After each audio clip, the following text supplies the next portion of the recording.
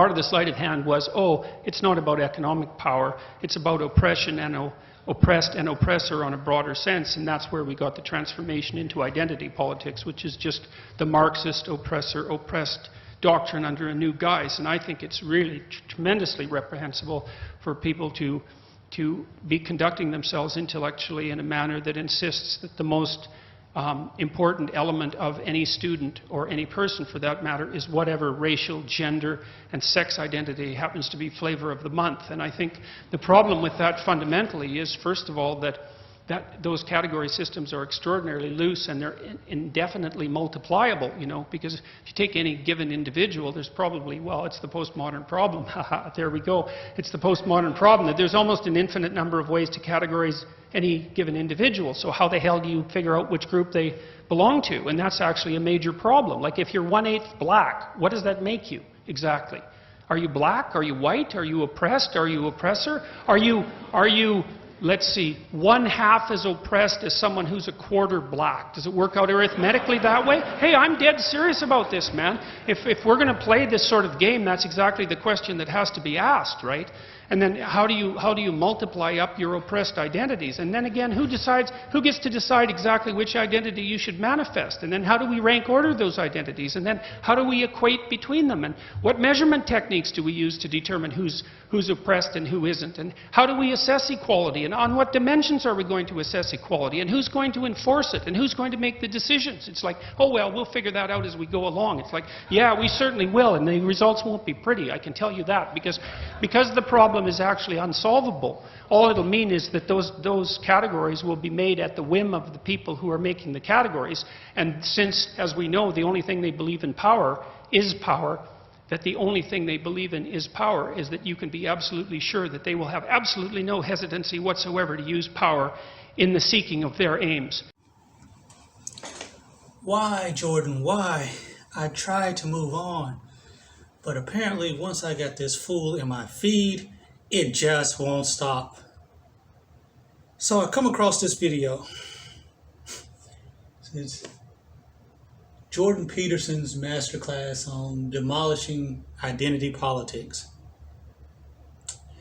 And I guess some part of it is called, what if you're 1/8 black? Then you're black. And despite popular opinion, it did not start with identity politics. And are you oppressed if you're 1/8 black? And they said, if you're black, you're going to get your ass oppressed. I have more than a half-dozen biracial children, and I've pounded their brains to mush that they are black. Their mothers are white, but they are black. And something like that really starts to come home once you get old enough to date, once you get old enough to drive. Then light skin is not the same thing as being white. And so it's a very difficult lesson that you cannot spend enough time preparing your child for, because it is coming. It came in the difficulties of even me being with their mothers. You know, what makes me black is not my lack of European descent. Is that I live in a country that a long time ago decided that the people who would be oppressed are black, and that having a white parent or a white grandparent would not get you out of that line.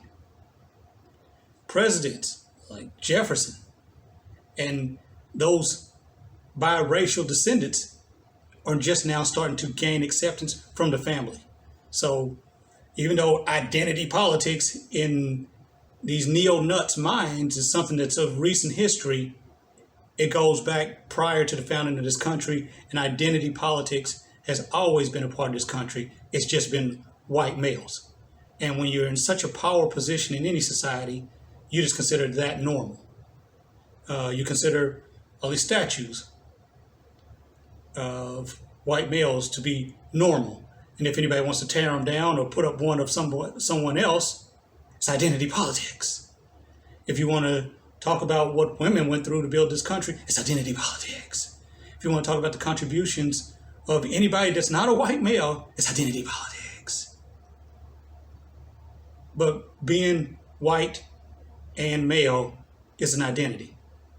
Being white and female, you consider an identity.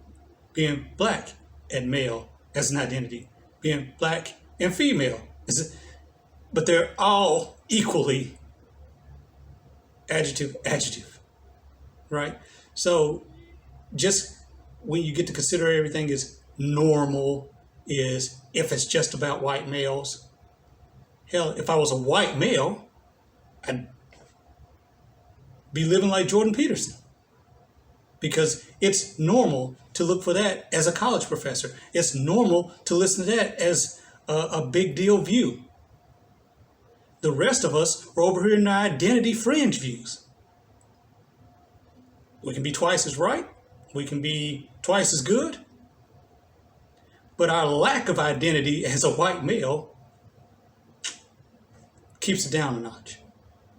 It's why I was born in 1970, and at that point, my 22-year-old mother could not get a credit card because women couldn't get credit cards on their own in 1970. Never mind adding to it being black and all of that type of stuff. But it wasn't playing identity politics when women couldn't vote. It wasn't playing identity politics when women couldn't purchase things on their own or ask for a divorce. It wasn't identity politics when blacks were enslaved, or the fugitive slave laws, or segregated water fountains. That wasn't identity politics. Only when those people say, hey, that's not fair and I want to enjoy the same rights as you, are people playing identity politics or playing the race card, or they got to play some kind of fucking card out of your deck. So apparently, I guess living in Canada, he's completely oblivious to this country early on employed the one drop rule. It was even codified into law in many states. So it was never codified in law federally because at that point it wasn't needed to, because it's codified in culture at this point. You'll be the most intelligent person in the world. Let somebody find out you have a black grandmother, and see if that doesn't automatically knock off 20 points off your IQ in their mind. What you're capable of, what you're eligible of, because essentially you start to become black and everything that this society associates with black in their mind. Try it out. Try it out. Say, hey, I'm black. I didn't realize this, but my grandmother on my dad's side is black. See how the reactions work out for you. See how many people start to play identity politics with you. Anyway, just want to update you on some of the issues, because it's very whimsical to sit in a room full of white males or white people and go, well, if you're eighth black and you're fourth black or you're less oppressed, when you're getting your ass beat by the cops, you're 100% oppressed. Something you won't know about Jordan Peterson because you get to be 100% white. As usual, fuck you. I don't need you to subscribe. Don't give a fuck about your comments. I'm a grown-ass man, so my life doesn't revolve around likes. I'm just some guy, and only I know what's best. Have a great day.